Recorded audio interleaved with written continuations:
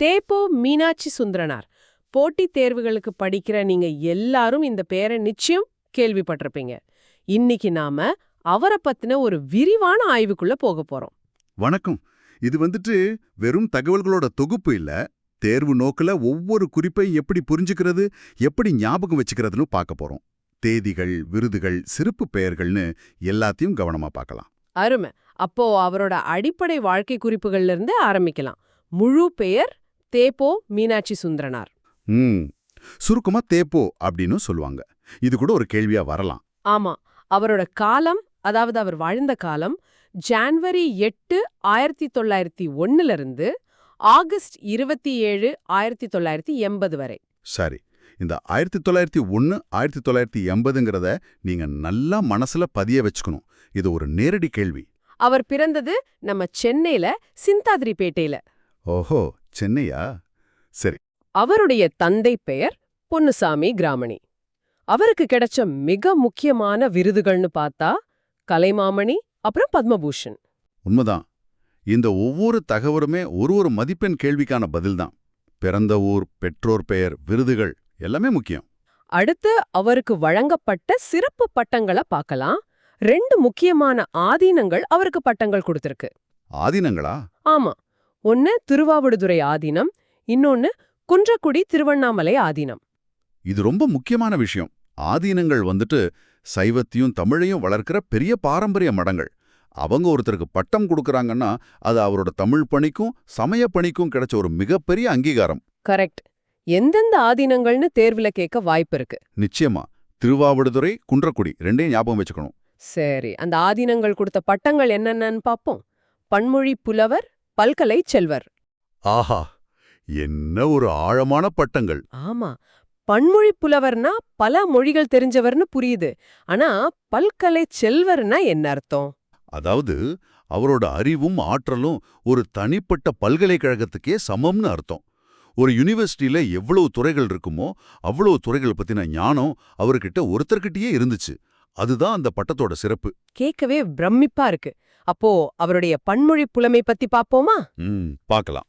தாய்மொழி தமிழ், அதோட சேர்த்து ஆங்கிலம், தெலுங்கு, சமஸ்கிருதம், பிரெஞ்சு, ஜெர்மன், இந்தி, கன்னடம், மலையாளம். அப்பா, எத்தனை மொழிகள்!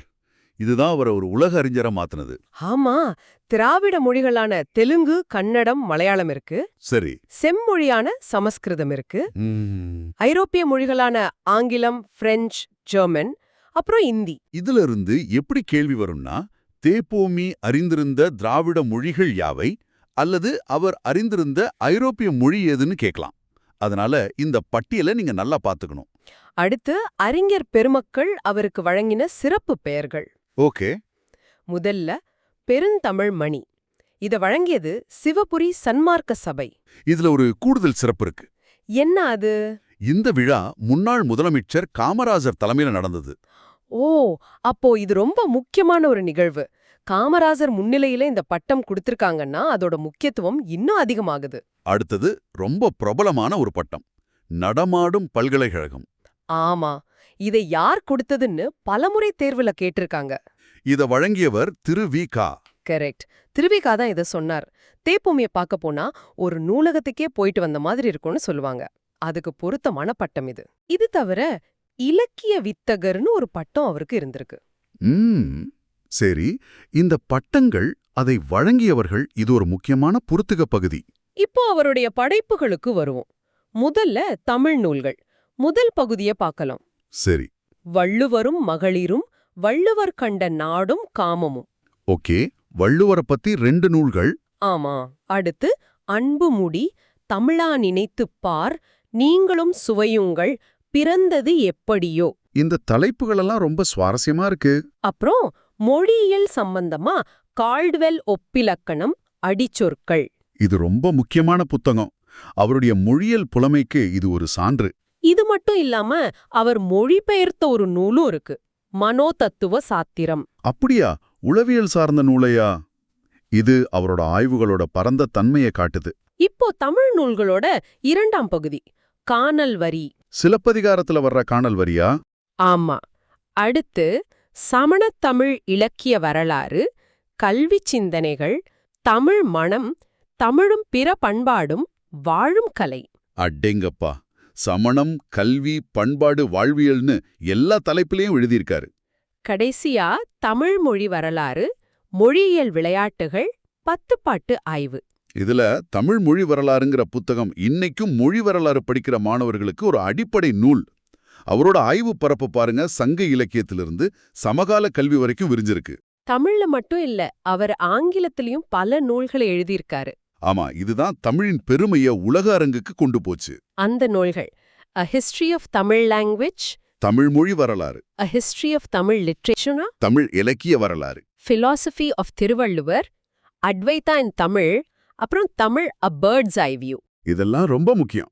தேர்வுல ஆங்கில நூலின் பெயரை கொடுத்துட்டு இதோட ஆசிரியர் யாருன்னு கேட்பாங்க. அதனால இந்த தலைப்புகளையும் நீங்க படிச்சுக்கணும். இதுவரைக்கும் அவரை ஒரு அறிஞரா, எழுத்தாளரா பார்த்தோம். இப்ப அவரோட வாழ்க்கையில சில முக்கிய குறிப்புகளை பார்க்கலாம். சரி.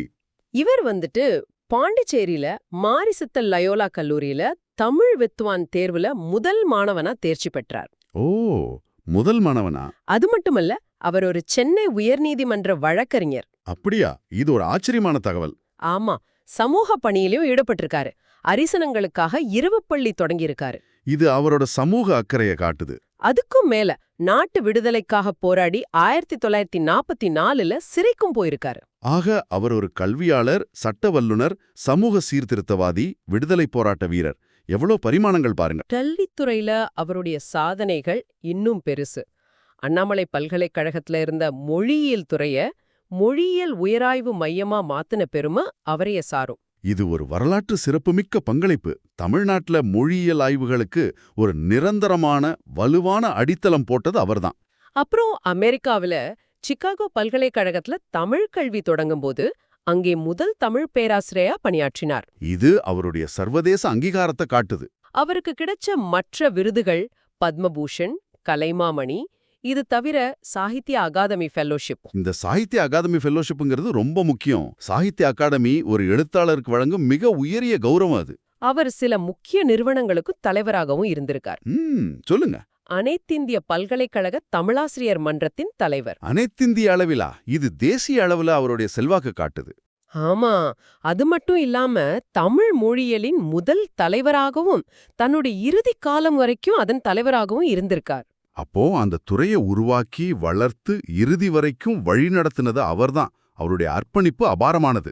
இப்போ அவருடைய வாழ்க்கையோட முக்கிய நிகழ்வுகளை காலவரிசைப்படி பார்க்கலாம். இது தேர்வுல பொறுத்துக பகுதியில வரலாம். சரி, ரொம்ப முக்கியமானது இது. முதல்ல 1916. அப்போ அரிசனங்களுக்கு இரவு பள்ளிக்கூடம் நடத்துறாரு. அதாவது அவருக்கு அப்போ 15 வயசுதான். ஆமா, 1920ல BA பட்டம், 1922ல BL, அதாவது சட்டப்படிப்பு. சரி. 1923ல சென்னை உயர்நீதிமன்ற வழக்கறிஞர், 1924ல MA வரலாறு. அடேங்கப்பா, வருஷம் தவறாம ஒவ்வொரு பட்டமா வாங்கியிருக்காரு. 1925ல அலுமினிய தொழிலாளர் சங்க தலைவர், 1936ல வேதாந்த சங்க தலைவர். படிப்பு, சட்டம், தொழிலாளர் நலன், ஆன்மீகன்னு 20 வருஷத்துல எவ்வளவு துறைகள்ல இறங்கியிருக்கார் பாருங்க. இப்போ காலவரிசையோட இரண்டாம் பகுதி. 1944ல சிறை சென்றார். விடுதலை போராட்டத்துக்கு? ஆமா, அதே 1944ல இருந்து 1946 வரைக்கும் அண்ணாமலை பல்கலைக்கழகத்துல தமிழ் பேராசிரியர். சிறையிலிருந்து வந்த உடனேயே கல்வி பணிக்கு திரும்புறார். 1947ல மாண்டிசோரி பள்ளிய நிறுவுறார். இது ஒரு சுவாரஸ்யமான விஷயம். நவீன கல்வி முறைகள்லயும் அவருக்கு இருந்த ஆர்வத்தை இது காட்டுது. 1958ல அண்ணாமலை பல்கலைக்கழகத்தோட தமிழ்துறை தலைவராகிறார். பேராசிரியர், அப்புறம் துறை தலைவர். கடைசியா 1973-74ல திருவெங்கடவன் பல்கலைக்கழகத்துல திராவிட மொழியியலின் சிறப்பாய்வாளரா பணியாற்றினார். அதாவது தன் இறுதி காலம் வரைக்கும் ஒரு ஆய்வாளராகவே இருந்திருக்கார். இறுதியா அவர் பெற்ற விருதுகளையும் அது கிடைச்ச ஆண்டுகளையும் பார்க்கலாம். இது ரொம்ப ரொம்ப முக்கியம். நிச்சயமா ஆண்டுகளை குழப்பிக்காம ஞாபகம் வச்சுக்கணும். 1975ல சாகித்ய அகாதமி ஃபெல்லோஷிப். சரி. 1975. 1977ல பத்மபூஷன். சரி. 2 வருஷம் கழிச்சு 1977. அதுக்கு அடுத்த வருஷமே 1978ல கலைமாமணி. ஓகே. 75, 77, 78 சாகித்ய அகாடமி, பத்மபூஷன், கலைமாமணி.